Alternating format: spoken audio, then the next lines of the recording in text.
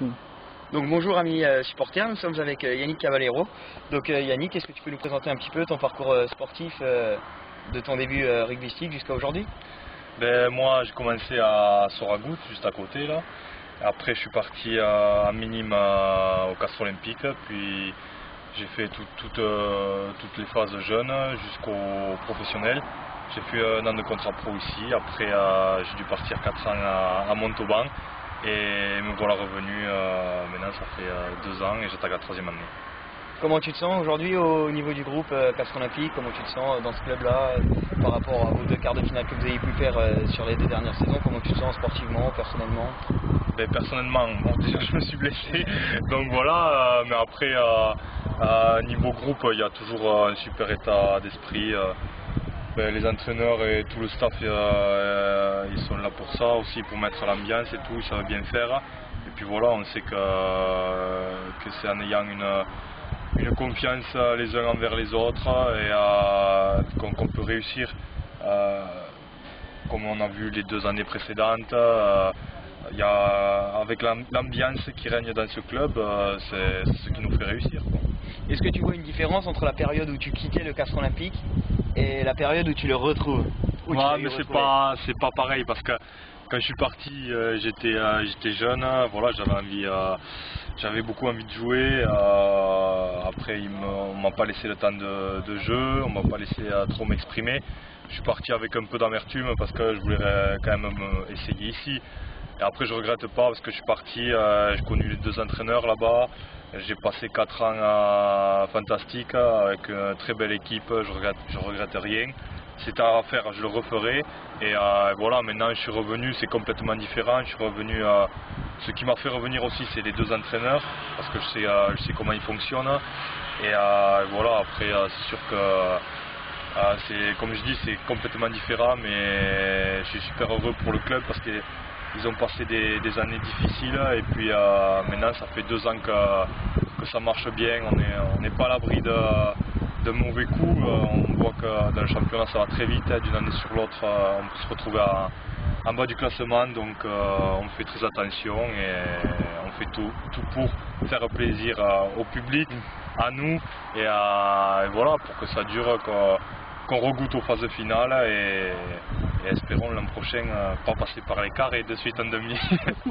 Justement, par rapport à ces quarts de finale, qu'est-ce qui nous a manqué alors que ce match on peut le jouer 100 fois, on le gagne 99 fois, et celui-là je sais pas, il y a plein de facteurs qui font que on n'a pas joué, on a joué à l'envers, on n'a pas joué comme un match de championnat normal. Voilà.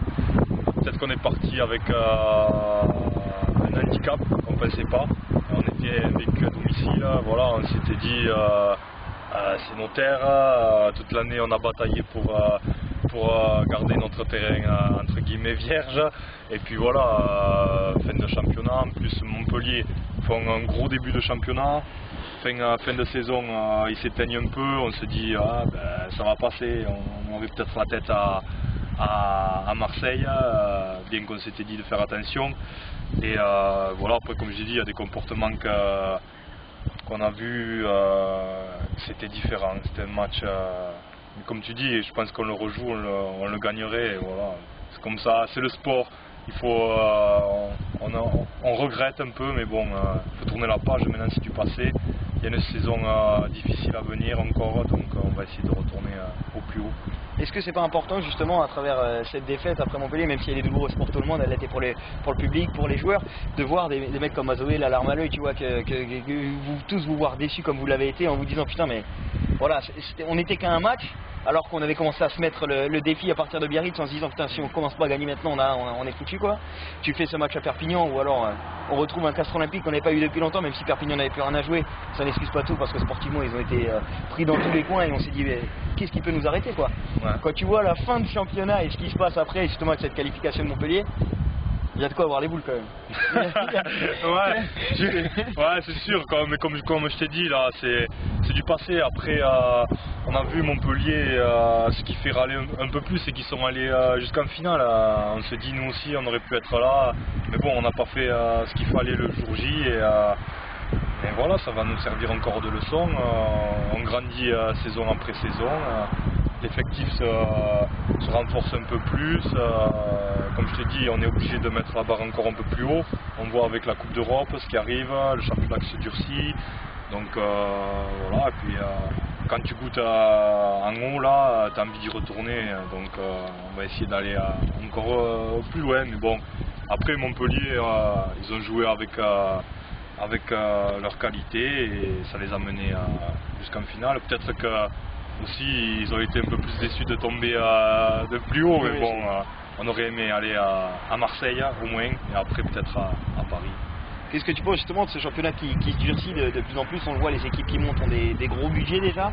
Nous on se retrouve avec le 11e budget de France, mais on arrive quand même à avoir des joueurs qui sont toujours là, comme toi, enfin on voit Diarra, des générations montantes qui sont encore jeunes. Qu'est-ce qui vous motive à rester à Castres justement? Qu'est-ce qui vous motive à évoluer dans ce groupe, à continuer à voir vers l'avenir, à voir devant avec le Castres Olympique? Qu'est-ce qui vous motive? Qu'est-ce qui vous pousse? C'est l'ambiance qui est créée dans le club. Comme tu dis, on n'est pas le plus gros budget du top 14, mais il y a une grosse ambiance.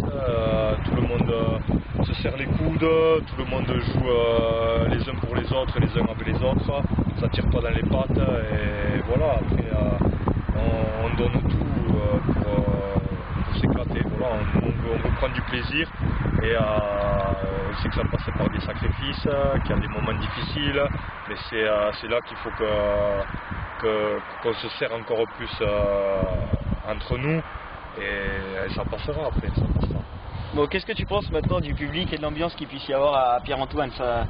Tu as connu un stade il y a 10 ans et aujourd'hui quand tu vois un peu toute l'effervescence, le monde qui vient, qui afflue parce qu'on a de plus en plus de monde au stade, une ambiance quand même qui est, je pense, sur le terrain, vous entendez un peu. Qu'est-ce que tu penses un peu de le public? C'est vraiment l'osmose entre les joueurs, le public, et qu'est-ce qui se passe quand tu es sur le terrain et que tu entends 10 000 personnes derrière toi voilà, après le match de barrage là, il est représentatif.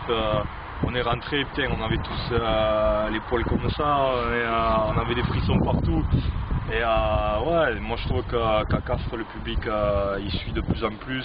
C'est vrai qu'il y a des années, on l'aurait trouvé critique, le public. On peut pas, si on pouvait gagner tout le temps, on le ferait. Voilà, des fois on fait pas les bons choix et voilà, l'erreur est humaine. Mais je trouve que le public castré a fait beaucoup de progrès et on est très fiers de lui parce qu'on voit qu'il nous suit aussi. Et puis à domicile, ça pousse derrière, bien sûr, on vous entend et tout, même si des fois on n'a pas un petit geste pour vous ou quoi, vous inquiétez pas, on sait que vous êtes derrière, on a besoin de vous surtout. Et voilà, j'espère qu'après le club et les structures vont évoluer à Pierre-Antoine pour qu'il y ait un peu plus de personnes qui viennent.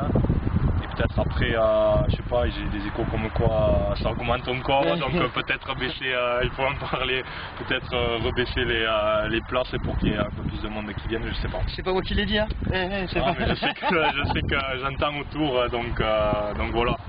C'est pas inaccessible, mais pour une ville comme Castres, mais bon, on est content qu'il y ait du monde derrière et j'espère, comme je te disais, que les structures vont évoluer pour entrer encore un peu plus de personnes. Bon, un petit mot pour finir cette interview, c'est ton moment, si tu veux chambrer ton frère, fais ce que tu veux. Non. Alex, on est là. Je passe le bonjour à tous qui me reconnaissent, tout ce que je connais, et voilà. Yannick. Ouais. Ça des gestes. Ouais, monsieur. Et voilà, il faut que je mette le sang, mon frère. Bon, allez, venez tous nous encourager encore plus nombreux et encore plus forts.